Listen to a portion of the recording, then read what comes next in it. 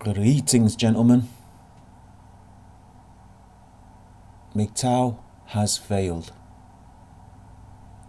Whatever remnants of the once male-strong group has dissipated into silence and resentment. Those who propagate the label now neither seem to have any grasp of its principles, teachings, origins, or even its very purpose.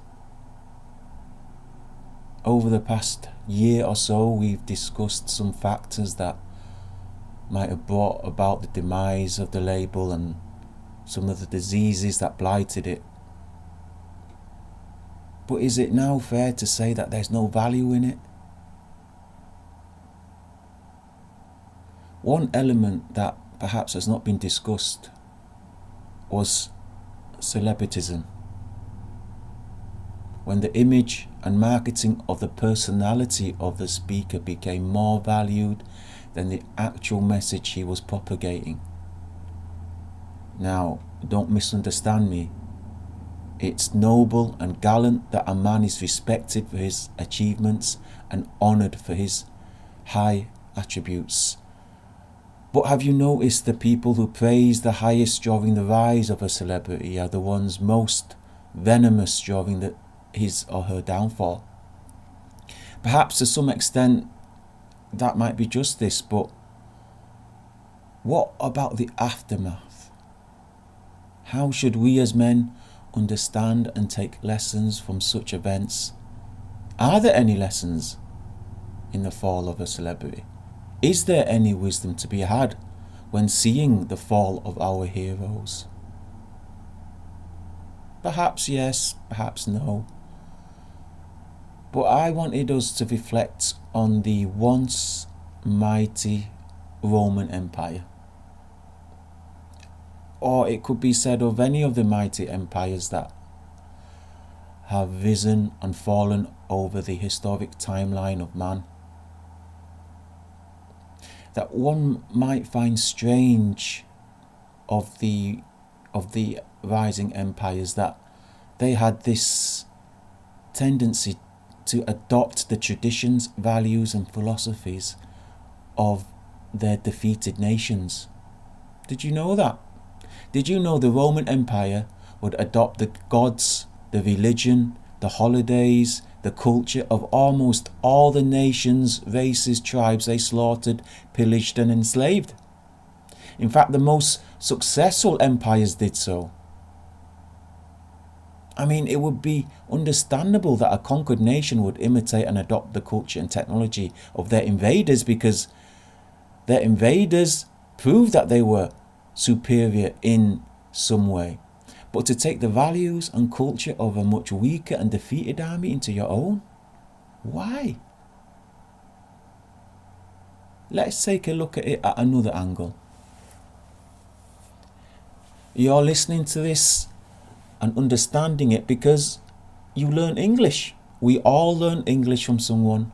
One could argue that our vocabulary in its entirety was picked up, gleaned and sourced from various means and avenues, but at some point, somewhere down the line, you didn't know English and then you knew English. So someone or some people generated your learning for the English language. Perhaps it was your parents, your teachers, your close friends. You speak English in a certain way because someone taught you to do so. Now, imagine that that person or those people turned out to be real pieces of shit. Treacherous, dishonourable, scumbags. After discovering this, after being betrayed by such people, would you now abandon and forbid yourself ever to speak English again?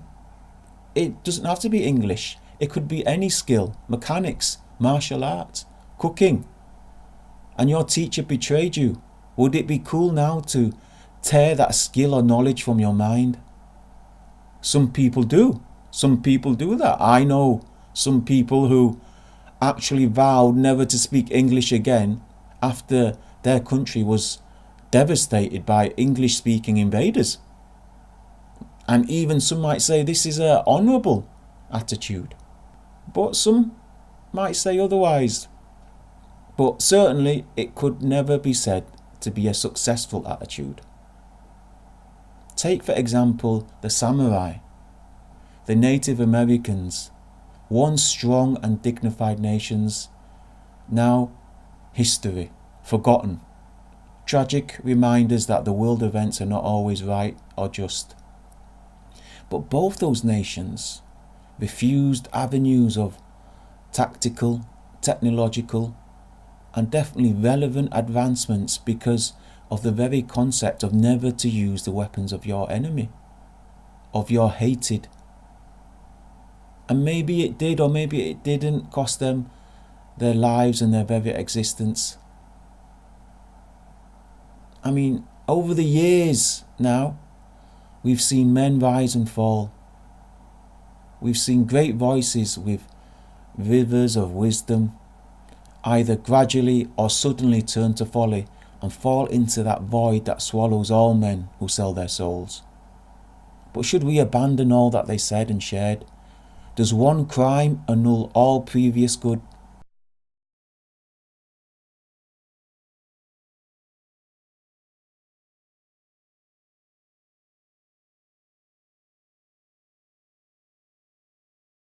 Men rise and fall, nations rise and fall.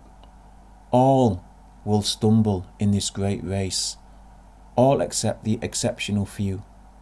Let us learn from past failures and successes. Use what tools and resources we have. There is no expendable amount. Every second counts. Every penny has its place. Don't let celebritism detract you from wisdom and knowledge that you acquired. Don't let their fall make you forget the good, and don't let their rise make the bad seem acceptable.